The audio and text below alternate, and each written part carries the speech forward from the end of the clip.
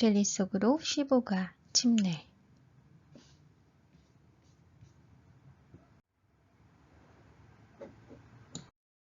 만약 자신에 대한 좋은 것들은 더욱 크게 증가되고 모든 나쁜 부분들은 깨끗이 지울 수 있어서 여러분이 정말 가장 멋지고 좋은 사람이 될 수 있는 방법이 있다면 어떨까요?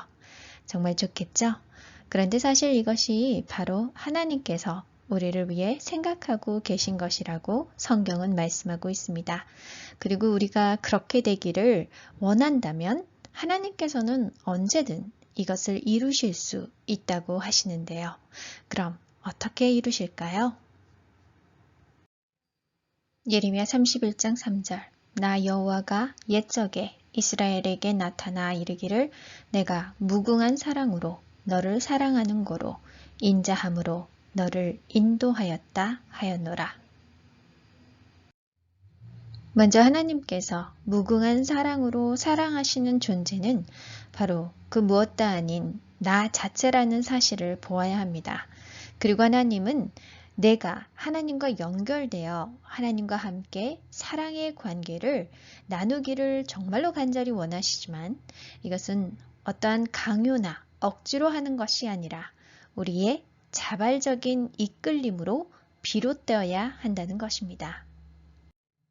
그리고 우리가 사랑의 하나님께로 이끌림을 받는 과정에서 우리 스스로의 내적인 변화가 이루어진다는 것이죠.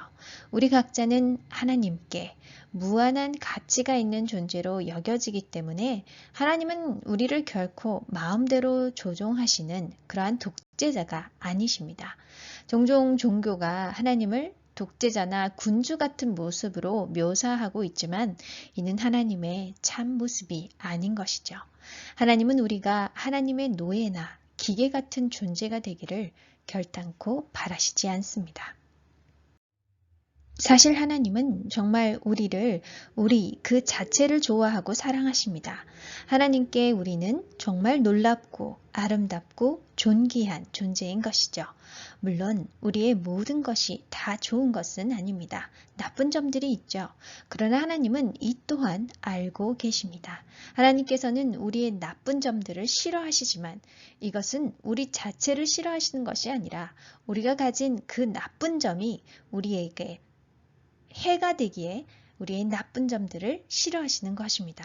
하나님은 우리를 너무 좋아하시니까 우리에게 해가 되는 것을 참으실 수가 없는 것이죠. 그래서 하나님의 목적은 우리가 가진 모든 잘못된 것을 제거해 주시고 우리가 상상할 수 없는 가장 최고의 존재로 우리를 성장시키시는 것입니다. 그리고 이 목적을 이루시기 위해 하나님은 기꺼이 무한대의 고통을 받으셨습니다. 요한일서 3장 16절 그가 우리를 위하여 목숨을 버리셨으니 우리가 이로써 사랑을 알고 그리스도의 십자가는 이 같은 하나님의 엄청난 사랑과 희생을 증명합니다. 그리고 이 십자가의 희생이 하나님께서 우리의 개인적인 존엄성과 자유를 보존하시면서 동시에 우리를 놀라웁게 변화시키는 방법이 됨을 알게 될 것입니다.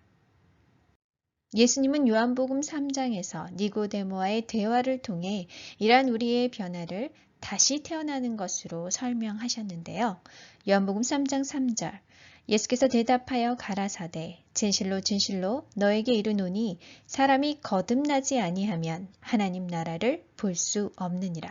다시 태어나야 한다는 말씀은 꽤 무겁고 이해하기 힘든 말처럼 들리지만 예수님은 이것이 육체적인 거듭남이 아니라 우리의 마음과 생각, 동기, 우리의 의지, 이러한 경험적인 거듭남을 설명하고 계시는 것입니다. 먼저 다시 태어난다는 것은 처음 시작으로 다시 돌아가는 것을 말하는데요. 우리의 시작은 우리가 지금껏 우리 속에 가져왔던 모든 부정적인 정신적, 감정적, 도덕적 손상을 받기 그 이전의 상태, 곧 우리의 탐욕, 이기심, 죄의식을 가지기 전의 상태로 돌아가는 것을 의미합니다. 그럼 어떻게 우리가 그 처음으로 되돌아갈 수 있을까요? 요한복음 3장 5절 예수께서 대답하시되 진실로 진실로 내게 이르노니 사람이 물과 성령으로 나지 아니하면 하나님 나라에 들어갈 수 없느니라. 복음의 큰 그림 속에서 예수님은 우리가 물, 곧 침례와 성령을 우리 마음에 받는 것이 필요함을 명확하게 말씀해 주셨습니다.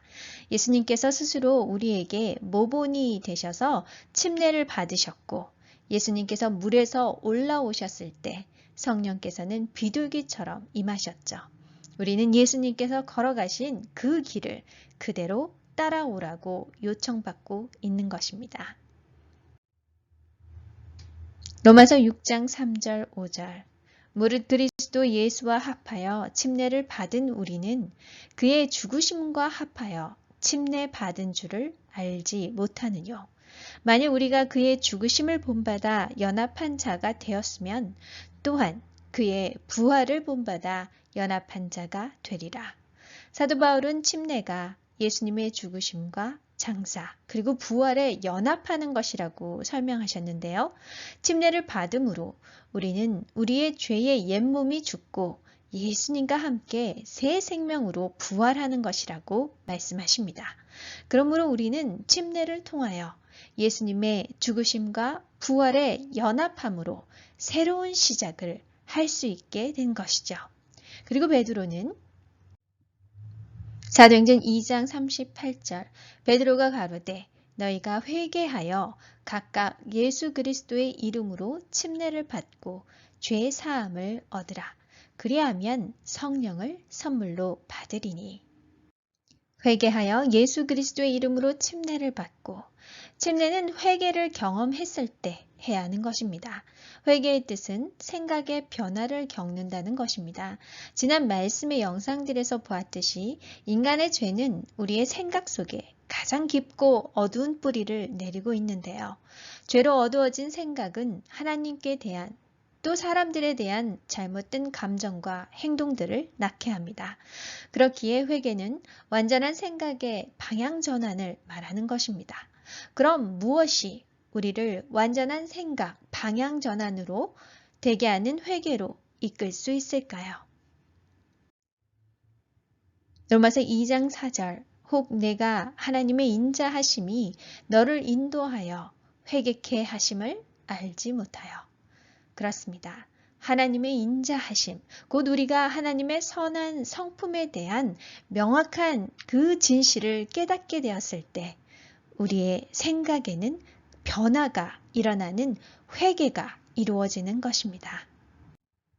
우리가 하나님에 대한 거짓된 것을 믿지 않고 복음이 증거하는 진리를 믿기 시작할 때 회개는 이루어집니다. 이러한 근본적인 생각의 변화가 일어나면 우리가 살아가는 방식들도 바뀌게 되는 것입니다. 그리고 침례는 이 과정에서 우리의 생각과 마음속에 이루어지는 새로운 결심을 증거하고 나타내는 상징이 되는 것입니다. 예수님께서 승천하시기 전에 제자들에게 특별한 사명을 주셨습니다. 마태복음 28장 19절 20절 그러므로 너희는 가서 모든 족속으로 제자를 삼아 아버지와 아들과 성령의 이름으로 침례를 주고 내가 너희에게 분부한 모든 것을 가르쳐 지키게 하라. 침례의 의미는 잠그다입니다. 예수님은 물 안으로 완전히 잠겼다가 물 밖으로 나오는 침례를 받으셨습니다. 이것이 침례 요한이 많은 물이 있는 곳에서 사람들에게 침례를 준 이유이죠. 침례는 우리가 예수님의 죽으심과 장사와 연합하는 것을 상징하기에 온전히 물 속에 잠기는 것이 필요한 것입니다. 이것이 성경에는 유아 세례가 없는 이유이죠. 우리가 하나님의 사랑을 우리 스스로 온전히 받아들이는 의식적인 동의가 침례를 통해 이루어지는 것입니다. 그리고 침례를 받은 사람들은 새롭게 된 마음과 생각으로 예수님께서 제자들에게 가르친 것을 배우고 또 배운 대로 행하는 삶으로 나아가는 것입니다. 사랑이신 하나님의 말씀을 통해 하나님의 성품을 배우고 그 성품을 나도 그대로 담고 싶은 자유로운 선택이 계속 이어지게 되는 것이죠. 하나님은 처음도 끝도 사랑이시기에 우리 모두가 스스로 선택하여 하나님을 통해 더 나은 우리로 성장하고 발전하시길 간절히 원하십니다. 그러나 죄로 망가진 우리가 새롭게 시작할 수 있는 유일한 길은 예수님의 십자가의 죽으심과 장사 그리고 부활하심에 함께 연합하는 것이었습니다. 그렇게 예수님께서는 십자가에서 죽으셨고 장사되셨고 부활하셨습니다.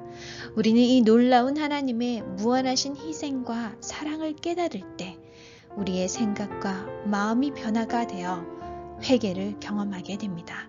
그리고 하나님의 온전하신 이 사랑을 받아들이는 의식적인 동의로 침례를 받게 되는 것이죠. 이렇게 하여 우리는 새로운 삶의 시작을 경험하고 계속적인 하나님과의 사랑의 관계를 통해 우리 스스로는 결코 이룰 수 없는 온전한 사랑으로 나아갈 수 있게 되는 것입니다. 무궁하신 사랑으로 우리를 사랑하시는 하나님의 그 인자하신 이끄심을 언제나 붙드시기를 간절히 기도드립니다.